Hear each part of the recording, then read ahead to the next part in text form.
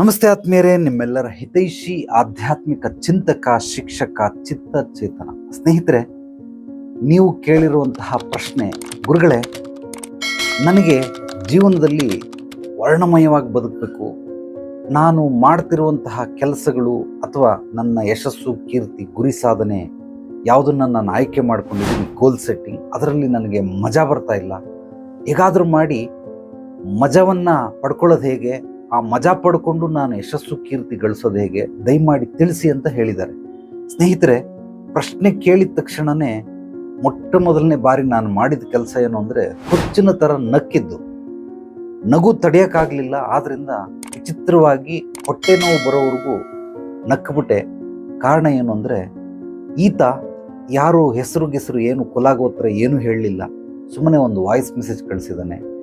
ಸಾಕಷ್ಟು ಜನ ದಿನನಿತ್ಯ ಒಂದು 100 ಮೆಸೇಜ್ಗಳು ಬರ್ತವೆ, ನಿಮ್ಮ ಹೆಸರೇನು ಹೇಳ್ರಯ್ಯ, ಒಂದು ಕಿರು ಪರಿಚಯ ಮಾಡ್ಕೊಳ್ರೋ ಅಂತಂದರೆ ಯಾರು ಅದಕ್ಕೆ ರಿಪ್ಲೈ ಮಾಡೋದಿಲ್ಲ. ಮಾಡ್ತಾರೆ ಪಾಪ, 100ರಲ್ಲಿ ಒಂದು 20 ಜನ ಮಾಡ್ತಾರೆ, ಇನ್ನು 80 ಜನ ಅವ್ರ ಹೆಸರನ್ನು ಹೇಳ್ಕೊಳ್ಳೋದೇ ಇಲ್ಲ.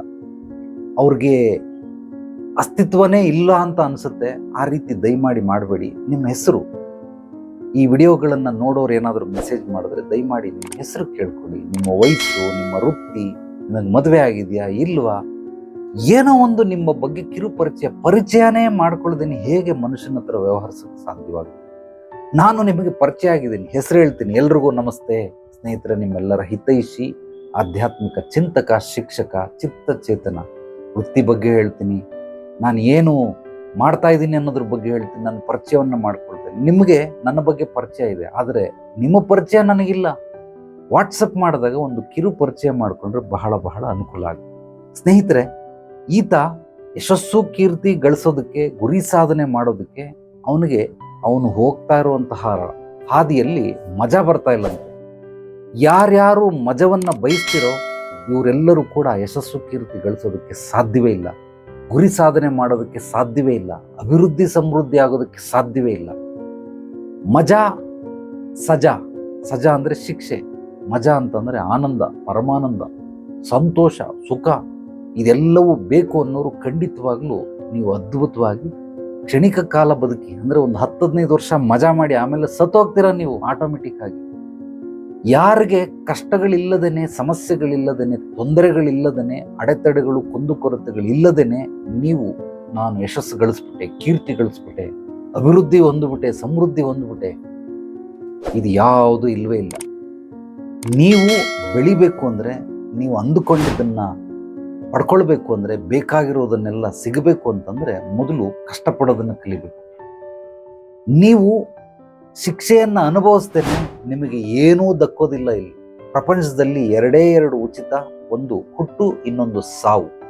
ಬಾಕಿ ಎಲ್ಲದಕ್ಕೂ ನೀವು ಬೆಲೆ ಕಟ್ಟಲೇಬೇಕು. ಅದು ಹಣದ ಬೆಲೆ ಇರಬಹುದು, ಸಮಯದ ಬೆಲೆ ಇರಬಹುದು, ನಿಮ್ಮ ಶಕ್ತಿ ಚೈತನ್ಯದ ಬೆಲೆ ಇರಬಹುದು, ಬುದ್ಧಿ ಜ್ಞಾನದ ಬೆಲೆ ಇರಬಹುದು. ಏನೋ ಒಂದನ್ನು ನೀವು ಕೊಡದೇನೆ ನಿಮಗೆ ಏನೂ ಸಿಗೋದಕ್ಕೆ ಸಾಧ್ಯವೇ ಇಲ್ಲ. ಇದನ್ನು ನೀವೆಲ್ಲರೂ ಚೆನ್ನಾಗಿ ಅರ್ಥ ಮಾಡ್ಕೊಳ್ಳಿ. ಏನೂ ನಾನು ಕಷ್ಟಪಡದೇನೆ, ನಯಾ ಪೈಸದಷ್ಟು ಕಷ್ಟಪಡದೇನೆ ನನಗೇನೋ ದಕ್ಕಬಿಡ್ತು, ಸಿಕ್ಕಿಬಿಡ್ತು ಅಂತಂದರೆ ಅದಕ್ಕೆ ನೀವು ಈಗ ಬೆಲೆ ಕಟ್ಟಿಲ್ಲ, ಮುಂದೇನಾದರೂ ಬೆಲೆ ಕಟ್ಟಲೇಬೇಕು. ಖಂಡಿತವಾಗ್ಲೂ ನೀವು ಮುಂದೆ ಬೆಲೆ ಕಟ್ಟಿಸ್ಕೊಳ್ಳುತ್ತೆ. ನಿಸರ್ಗ ನಿಮ್ಮ ಹತ್ರ ವಸೂಲಿ ಮಾಡುತ್ತೆ, ಚಕ್ರ ಬಡ್ಡಿ ಸಮೇತ. ಆದ್ದರಿಂದ ಯಾವುದನ್ನು ಶ್ರಮ ಪಡದೆ ಖಂಡಿತವಾಗಲೂ ಪಡ್ಕೊಳ್ಬೇಡಿ. ಯಾವುದು ಇಲ್ಲಿ ಉಚಿತ ಇಲ್ಲ. ಉಚಿತ ಅಂತ ನೀವೇನಾದರೂ ಪಡ್ಕೊಂಡಿದ್ರು ಕೂಡ ಅದಕ್ಕೆ ಇವತ್ತಲ್ಲ ನಾಳೆ ನೀವು ಬೆಲೆ ಕಟ್ಟಲೇಬೇಕಾಗತ್ತೆ. ಆದ್ದರಿಂದ ಉಚಿತವಾಗಿ ಏನನ್ನು ಪಡ್ಕೊಳ್ಬೇಡಿ. ಉಚಿತ ಇಲ್ಲಿ ಹುಟ್ಟು ಸಾವು 2 ಬಿಟ್ಟು ಬಾಕಿ ಏನು ಇಲ್ಲಿ ಉಚಿತ ಇಲ್ಲ. ಇದನ್ನು ನೀವು ಅರ್ಥ ಮಾಡ್ಕೊಳ್ಳಿ. ನನ್ನ ಗುರುಗಳು ಹೇಳೋರು, ಪ್ರತಿಯೊಬ್ಬ ಮನುಷ್ಯ ಅವನು ಊಟ ಮಾಡಬೇಕಾದ್ರೆ ಅವನಿಗೊಂದು ಹೆಮ್ಮೆ ಇರಬೇಕಂತೆ. ಇದು ನನ್ನ ಬೆವರಿನ ದುಡಿಮೆ, ಇದು ನನ್ನ ಶ್ರಮದ ದುಡಿಮೆಯಿಂದ ನಾನು ಆಹಾರವನ್ನು ತಿಂತಾ ಇದ್ದೀನಿ, ಇದು ಮೈಗತ್ತುತ್ತೆ.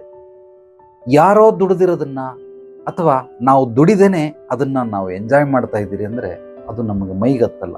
ನಾವು ಇನ್ನೊಬ್ಬರಿಗೆ ಭಾರವಾಗಿದ್ದೀರಿ, ಭೂಮಿಗೆ ಭಾರವಾಗಿದ್ದೀರಿ. ಆದ್ದರಿಂದ ನಾವು ತಿಂತಾ ಇರುವಂತಹ ಆಹಾರ, ನಾವು ಹುಟ್ಟಿರುವಂಥ ಬಟ್ಟೆ, ನಾವು ಇರುವಂತಹ ಜಾಗ, ಇದು ನನ್ನ ದುಡಿಮೆಯದಾಗಿರಬೇಕು. ಯಾರು ದುಡಿದು ತಿಂತಾರೋ ಅಂಥವ್ರಿಗೆ ಖಂಡಿತವಾಗ್ಲೂ ಅತ್ಯದ್ಭುತವಾದ ವರ ಸಿಗುತ್ತೆ. ನೀನು ಮಾತ್ರ ಬದುಕಬಲ್ಲೆಯ, ನೀನು ಮಾತ್ರ ಬದುಕೋದಲ್ಲ, 10 ಜನನ್ನು ಕೂಡ, 100 ಜನನ್ನು ಕೂಡ, 100 ಜನ ಏನು 1,00,000 ಜನನ್ನು ಕೂಡ ನೀನು ಸಾಕಬಹುದು. ಅಷ್ಟು ಅದ್ಭುತವಾಗಿ ನಿನಗೆ ಶಕ್ತಿ ಚೈತನ್ಯ ಪ್ರಾಪ್ತಿಯಾಗುತ್ತೆ. ಯಾರಿಗೆ ದುಡಿದೇನೆ ಅವ್ರಿಗೆ ತಿನ್ನಬಹುದು ಅಂತಂದರೆ ವಯಸ್ಸಾದಂಥವ್ರು ಮನೆಯಲ್ಲಿ ಪಾಪ ಶ್ರಮ ಪಟ್ಟಿರ್ತಾರೆ, ಅವರು ಕುಂತ್ಕೊಂಡು ತಿನ್ನಬಹುದು. ಯಾಕೆಂದರೆ ಶ್ರಮ ಪಟ್ಟಿದ್ದಾರೆ, 60 ವರ್ಷ 70 ವರ್ಷ ಅವರ ಇಡೀ ಜೀವನದ ಆಯುಷನ್ನು ಕಳೆದಿದ್ದಾರೆ, ಅಂಥವ್ರಿಗೆ ಕುಂತ್ಕೊಂಡು ತಿನ್ನಬಹುದು. ಅಸಹಾಯಕರು, ನಿರ್ಗತಿಕರು, ಕುಂಡ್ರು, ಕುರುಡ್ರು ಅಂತಂದ್ರೆ ಇಲ್ಲದೆ ಹೋದ್ರು ಕೂಡ ಪಾಪ ದುಡಿತಾರೆ, ಕೆಲಸ ಮಾಡ್ತಾರೆ. ಅಂಥವ್ರನ್ನಾದ್ರೂ ನೋಡಿ ಕಣ್ಣಿದ್ದವ್ರು ಇನ್ಸ್ಪೈರ್ ಆಗ್ಬೇಕು, ಪ್ರೇರಣೆಗೊಳ್ಬೇಕು. ಕೆಲವರು ಕಾಲಿರೋದಿಲ್ಲ ಆದರೂ ಸ್ವಂತ ದುಡಿಮೆಯನ್ನ ಮಾಡ್ತಾ ಇರ್ತಾರೆ. ಎಳ್ನೀರು ಮಾರ್ತಾ ಇರ್ತಾನೆ ಕುಂತ್ಕೊಂಡು, ಜೆರಾಕ್ಸ್ ಅಂಗಡಿ ಇಟ್ಕೊಂಡಿರ್ತಾನೆ. ಅವ್ರನ್ನ ನೋಡಾದ್ರೂ ನಾವು ಕಲಿಬೇಕು.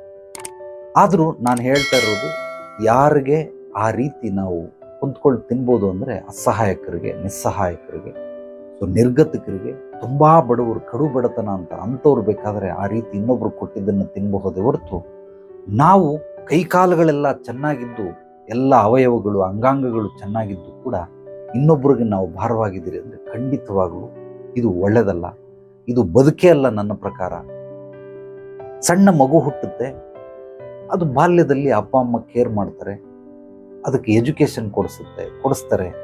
ಒಂದು 18 ವರ್ಷ 20 ವರ್ಷದ ತನಕ ನೀವು ಏನೇನು ಬೇಕು ಮಾಡಿ ಗಿಲ್ಟಿ ಫೀಲ್ ಇಟ್ಕೊಬೇಡಿ. ನೀವೆಲ್ಲವೂ ಕೂಡ ಅಪ್ಪ ಅಮ್ಮ ಸಾಕ್ತಾ ಇರ್ತಾರೆ, ಬಟ್ 20ರ ನಂತರನೂ ನಿಮ್ಮನ್ನು ಸಾಕ್ತಾ ಇದ್ದಾರೆ ಅಂತಂದರೆ ನೀವು ಭಾರವಾಗಿದ್ದೀರ ಸಂಸಾರಕ್ಕೆ. ಖಂಡಿತವಾಗ್ಲೂ ಆ ರೀತಿ ಇಲ್ಲ.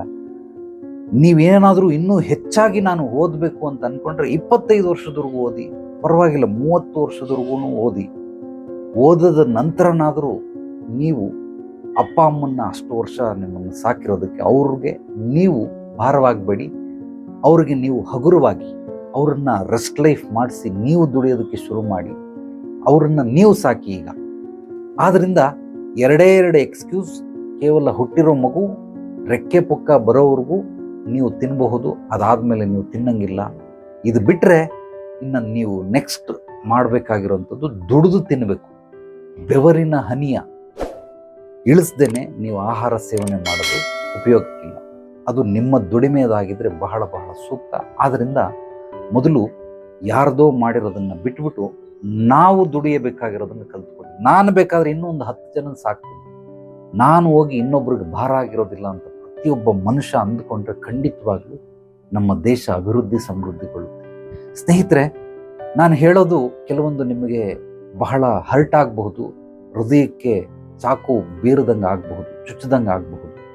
ಆದರೆ ಖಂಡಿತವಾಗ್ಲೂ ಚುಚ್ಚುತ್ತಾ ಇಲ್ಲ, ನಿಮಗೆ ಅರಿವನ್ನು ಮೂಡಿಸ್ತಾ ಇದ್ದೀನಿ. ಮಾತಿನ ಮೂಲಕ, ಕೆಲವೊಂದು ಉದಾಹರಣೆ ಕೊಡೋದ್ರ ಮೂಲಕ ನನ್ನ ಅನುಭವಗಳನ್ನು ಹಂಚ್ಕೊಳ್ತಾ ಇದ್ದೀನಿ. ಇಲ್ಲಿ ಸಾಕಷ್ಟು ಜನ ಬರ್ತಾರೆ ಕೌನ್ಸಿಲಿಂಗ್ಗೆ, ಅವರ ಸಮಸ್ಯೆಗಳನ್ನು ಹೊತ್ಕೊಂಡು ಪರಿಹಾರ ಕೊಡಿ ಅಂತ.